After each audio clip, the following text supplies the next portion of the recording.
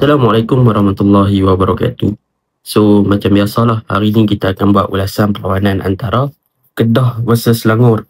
Yang mana Kedah kalah 1-0 hasil jaringan dari Alif Izzuan. Pada perlawanan ni sebenarnya approach yang diambil oleh kedua-dua pasukan hampir lebih kurang apabila mereka mengambil pendekatan untuk attack mostly on the wide area dan lebih kepada mencari pemain yang berada di hadapan, iaitu tunggal lah. Dan kalau kita tengok dari segi OOP ataupun out of position, apa yang dilakukan oleh kedua-dua pasukan adalah lebih kurang dengan penggunaan bertahan 4-4-2. Dan dalam fasa menyerang pun kedua-dua pasukan juga menggunakan dua striker, yang mana attacking midfielder ataupun pemain nombor 10 seperti Orozco dan juga Milos Gordic akan lebih join the attack lah. Cumanya daripada segi kesuksesan ataupun daripada segi keberjayaan, daripada segi siapa yang lebih banyak boleh utilize pergerakan dan mencari pemain di hadapan adalah pasukan Selangor. Sebab apa? Sebab pasukan Selangor ada Ali Olwan yang very efektif dalam membantu bahagian hadapan dan juga dalam mencari ruang untuk receive the ball, berbanding pasukan Kedah yang mana gandingan Milos Gordic dan juga Syafiq Ahmad tak betul-betul boleh membentuk combination play yang baik. Bahkan mereka punya gandingan tak menjadi sangatlah pada perlawanan ni. Dan untuk game ni, Selangor sebenarnya telah membuktikan yang mereka melakukan pertukaran yang memberikan impak yang positif, terutamanya di second half apabila mereka mengeluarkan Faisal Halim dan membawa masuk Alif Izzuan yang menjaringkan gol kemenangan untuk pasukan Selangor. Dan untuk pasukan Kedah sangat merugikan apabila in term of attacking ataupun dari segi attacking wise, boleh dikatakan Kedah tidak terlalu menyerang dan juga tidak banyak melakukan percubaan yang berbahaya ke arah gawang gol pasukan Selangor yang dijaga oleh Azim. Manakala untuk pasukan Kedah pula, mereka bertahan boleh dikatakan agak baik dan mereka sepatutnya waktu fesah perlu berterima kasih kepada Ifwak Akmal yang menafikan percubaan beberapa pemain pasukan Selangor dan menutup ruang daripada pemain pasukan Selangor melakukan jaringan ke dalam gawang pasukan Kedah lah. Dan untuk pasukan Selangor, mereka punya attacking style lebih efektif lah. Jadi tanpa membuang masa, mari kita masuk ke dalam ulasan perlawanan ini. Untuk ulasan perlawanan kali ini, saya akan mulakan dengan pasukan Selangor. Apakah yang dilakukan oleh pasukan Selangor pada perlawanan ini untuk menjadikan mereka punya corak serangan lebih efektif, dan ada beberapa percubaan ataupun chances ataupun peluang yang mereka berjaya cipta. Tetapi ini bukanlah game ataupun perlawanan yang boleh saya katakan end to end ataupun sering menyerang lah. Sebaliknya mereka lebih kepada perlawanan dari segi ball possession, kawal game, lepas tu hilang bola dan sebagainya. Boleh dikatakan tidak terlalu best tapi sesuai untuk ditonton, and jadi benda tu yang boleh saya katakan lah. Jadi untuk pasukan Selangor pada perlawanan ni, apa perkara yang kita boleh highlightkan adalah mengenai mereka punya corak serangan, yang mana kalau kita lihat mereka punya build up phase ataupun dalam fasa build up, mereka menggunakan dua centre back iaitu Ash Muradov dan juga Haris Haikal, yang mana di hadapan mereka akan terbentuk dua iaitu dua centre back dan dua midfield lah, ataupun dua pivot, yang mana Safwan Baharudin dan juga Nicola Jambo. Tetapi untuk game ni kalau kita lihat dalam fasa build up ataupun dalam fasa build up phase ataupun dalam melakukan ball progression untuk advance dari satu fasa ke satu fasa ataupun dari satu sudut ke satu sudut, yang banyak drop lebih deeper bertindak untuk membantu bahagian pertahanan ataupun dua centre back ni adalah Nicola Jambo. Tetapi daripada segi join the attack, lebih banyak penlibatan daripada Safwan Baharudin. Itu sebab kita boleh tengok Safwan Baharudin ada satu gerakan ataupun larian yang dia lakukan masuk dalam kotak penalti dan melakukan percubaan. Sebab apa? Sebab mereka bermain dalam sistem double pivot yang saling melengkapi, yang memberi ruang kepada salah seorang untuk naik join the attack lah, iaitu Safwan Baharudin yang banyak buat perkara tersebut untuk join the attack. Manakala Nicola Jambo lebih kepada untuk membantu bahagian pertahanan dalam build up phase dan juga melakukan hantaran-hantaran dalam kawasan mediated dan juga membuat penetration passes ke bahagian hadapan. Ada satu penetration pass yang Nicola Jambo buat, iaitu dia buat kepada Ali Orwan, dan Ali Orwan passing balik ke tengah, tapi sayang gagal disambut dengan baik oleh Mukairi Ajmal pada ketika itu. Tetapi peranan yang dimainkan dalam build up phase oleh sistem double pivot pasukan Selangor ni antara benda yang boleh saya katakan efektif dalam membantu serangan pasukan Selangor untuk bergerak dan juga melakukan change side lah, perubahan daripada satu sisi ke satu sisi. Cumanya pada perlawanan ni kalau kita lihat Nicola Jambo banyak diguna pakai ataupun menjadi connector di bahagian tengah. Tetapi dia ada advantage ataupun kelebihan Nicolo Jumbo ni daripada segi dia punya left footed ataupun kaki kiri, vision dia bagus. Dia boleh buat passes yang berbahaya dan sebagainya. Tetapi dia ada kekurangan. Kekurangan dia ni bukan daripada segi dia punya defending duty ke apa. Dia punya kekurangan adalah daripada segi technical, iaitu daripada segi penggunaan kaki kanan. Dan untuk game ni, kalau siapa tengok secara detail, Nicolo Jumbo hanya guna a few times ataupun boleh kira lah dalam 2 ataupun 3 kali saja dia guna kaki kiri dia untuk melakukan passes. Padahal dalam every situation yang dia boleh lakukan, sebenarnya kalau dia boleh guna kaki kanan, dia akan jadi kaki kanan yang lebih efektif dalam membuat hantaran sebabkan dia punya body berada dalam kedudukan yang lebih berat untuk penggunaan kaki kanan. Tetapi dia tak selesa guna kaki kanan, dia nak juga cari sudut untuk dia guna kaki kiri. Even dalam sudut yang dia tak boleh buat apa pun, dia akan guna kaki kiri. So that is a big disadvantage lah, sedikit kekurangan untuk seorang midfield yang tak boleh nak bantu dalam build up phase ataupun melakukan hantaran dengan menggunakan kedua-dua belah kaki. Tetapi in term of gameplay, dia okey. Tapi kekurangan dia tu kalau lawan dengan kelab yang overload bahagian tengah, yang boleh bermain dengan mid block, yang boleh untuk melakukan early press sewaktu dia pegang bola, obviously dia akan kehilangan bola dengan mudah. So benda tu akan mengganggulah kepada pergerakan ataupun kepada build up yang cuba dilakukan oleh pasukan Selangor, terutamanya di kawasan middle third ataupun dalam early phase. Jadi itu yang pertama. Yang kedua, kalau kita lihat untuk pasukan Selangor pada perlawanan ni, mereka mostly menggunakan mereka punya wide ataupun flank untuk menyerang. Mereka tak terlalu focusing more on the central. Sebab apa? Sebab central mereka tak fokus kepada untuk mencari Orozco. Sebaliknya mereka mencari bahagian wide, dan bahagian wide lah yang akan bermain dengan lebih kepada direct untuk mencari striker mereka, iaitu Ali Alwan.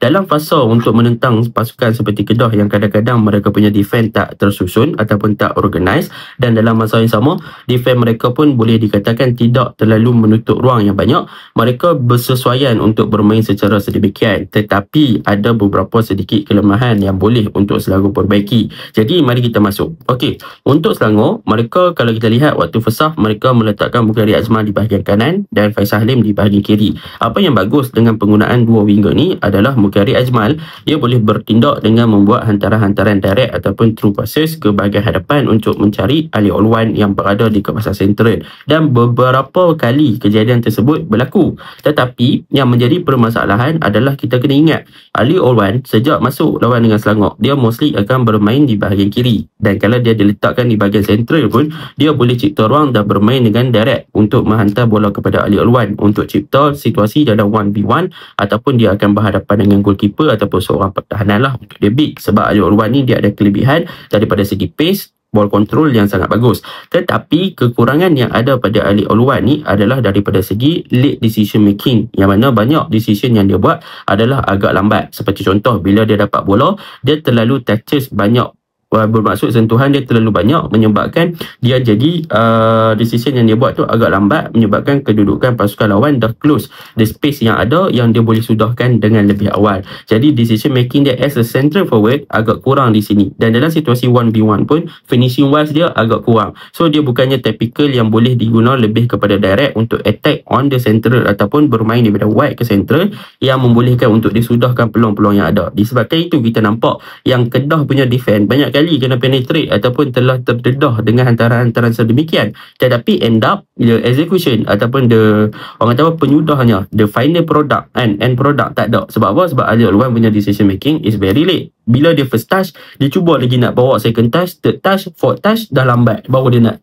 sudahkan. Tapi overall daripada segi movement dah lawa, daripada segi pergerakan dah lawa, daripada segi macam mana nak buat hantaran ke Ali Alwan tu dah lawa. Tapi sayang kan, Ali Alwan punya decision making is very late lah. Jadi benda tu dia kena improve, dan daripada segi situasi 1-on-1 dia pun kena improve juga. Sebab kalau tak, memang merugikan pasukan. Sebab pemain winger dah boleh untuk cari dia dengan baik kan. Jadi Selangor banyak guna Mukhari Azmal di bahagian kanan, yang mana dia banyak juga dibantu oleh Quentin Cheng, yang mana Mukhari Azmal ni dia selalu inverted masuk ke half space lah, dan Quentin Cheng akan banyak buat overlap. Begitu juga dengan bahagian kiri, Faisal Halim akan inverted masuk ke left half space, manakala Zikri Khalili akan buat orang kata apa, covering on the wide area lah. Dan benda tu positif. Sebab apa? Sebab kita tengok pertukaran di second half, bila berlakunya pertukaran Mukhari Azmal move to the left side untuk bergandingan dengan Zikri Khalili, maka terciptalah gol Selangor. Selangor, yang mana gol Selangor Mukadi Azman masuk ke left half space, Zikri Khalili stay on the right side, and then dia cross, lepas tu pemain Kedah tak dapat intercept that ball, dapat kat Ali Huzwan and score the goal. So that is a number 2 punya point, and sebab mereka banyak guna mereka punya fullback, utilize untuk overlap, supporting play dan sebagainya, winger buat kerja untuk inverted, dan wide area akan di cover oleh mereka punya fullback. So benda tu positive side lah daripada segi attack untuk bahagian wide area. Dan cumanya macam saya cakap lagi, bahagian tengah tu agak kurang efektif kan. Jadi bahagian striker lah, bukan bahagian tengah. Dan Orozco untuk game ni bagi saya dia okay, not bad, tapi masalah dia tak boleh nak membantu as a second striker kepada Ali Orwan. Dan dalam masa yang sama, Ali Orwan pun kita kena faham, selain pada dia punya decision making, dia punya positioning pun agak kurang. Sebab apa? Sebab dia mostly bukannya central forward, so dia punya positioning mostly akan bergerak merata. So bila dia banyak bergerak, dia banyak drop, maka di peringkat nombor 9 tu tak ada orang, sepatutnya Orozco yang akan take over that place, tapi Orozco pun tak take over that place. Dia banyak juga berlega di luar kotak penalti. So numbers of player yang Selangor dalam kotak penalti is a few berbanding pasukan Kedah yang ada banyak. So banyak hantaran-hantaran dilakukan senang untuk di-intercept dan di-block oleh pemain-pemain Kedah. So benda tu yang menjadikan bahagian attacking Selangor tak boleh nak bermain dengan cross terlalu efektif, dan juga mereka punya passes adalah more to direct kepada Ali Orwan. Tetapi Ali Orwan dia punya banyak touches sangat, menyebabkan decision making dia lambat, and peluang terbiar begitu saja. Sepatutnya boleh skor 2-3 lah lawan yang Kedah. Sabah boleh skor 5, padahal hang dah jumpa kelemahan Kedah, tapi hang tak boleh nak go on untuk more goal. Rugi lah sebab perlawanan Liga kan. So siapa yang boleh convert peluang yang banyak, gol yang banyak, nanti mata sama, siapa gol banyak untung kat dia. Dan untuk defense Selangor, saya boleh positively puji fullback macam saya cakap tadi, daripada segi attacking wise, support play semua bagus. Daripada segi defending, Quentin Cheng untuk game ni bagus, Zikri Khalili pun bagus. Tapi itulah, bagus-bagus pun mereka banyak juga terekspos. Tapi untuk Haris Laikai dengan Esmuradov, mereka memang tak orang kata apa, memang boleh solid lah. Sebab apa? Sebab Milos dengan Syafiq, mereka tak bermain secara combination play yang baik untuk penetrate on the central area. So banyak pergerakan kalau terdedah Esmuradov ataupun Haris Laikai boleh covering untuk Quentin Cheng ataupun untuk Zikri Khalili. So that's how lah. So semalam memang Selangor deserve untuk menang sebab kesilapan Kedah disebabkan kesilapan Kedah 1-2 saja. And kalau tak ada kesilapan tu, saya rasa Kedah dengan Selangor akan seri pada perlawanan ni. Dan kita masuk pula untuk ulasan Kedah untuk game ni. Daripada segi attacking wise, kalau kita faham, Kedah bermain dengan sistem double pivot macam Selangor. Mereka letak Hasbullah dan juga Ahmad Hisham, salah seorang akan naik seperti Safwan dan juga Nicola lah. Dan dalam masa yang sama, mereka juga utilize mereka punya winger untuk penetrate dan juga menggerakkan serangan as a architect ataupun playmaker. Mereka banyak guna Nurul Laf dan mereka banyak guna Sonny Node. Sonny Node lebih kepada individual play yang banyak beat dalam situasi one-on-one, tapi end product tak ada, dia tak boleh nak buat something. Dan untuk Nurul Laf, dia banyak bergerak dan cut inside untuk melakukan percubaan, which is good. Tetapi percubaan dia pula banyak tak terlalu efektif, banyak percubaan yang melamun tinggi dan tak berbahaya lah. Tetapi the weakness ataupun kekurangan Kedah semalam adalah daripada segi gandingan mereka punya striker Syafiq Ahmad dan juga Milos Godik diletakkan dalam satu gandingan yang boleh dikatakan role yang sama. Bermaksud kedua-dua player banyak drop deeper, banyak untuk turun collect the ball dan banyak untuk membantu dalam ball progression dari bahagian bawah, dan mereka banyak bergerak di kawasan ataupun berlega-lega di kawasan left half space dan juga di zone 14 lah, and di central area, yang menyebabkan mereka punya kedudukan ataupun positioning berhampiran dengan defense line pasukan Selangor agak kurang. So kita boleh kira berapa kali Syafiq Ahmad dan juga Milos Godik berjaya masuk berhampiran dengan kotak penalti Selangor.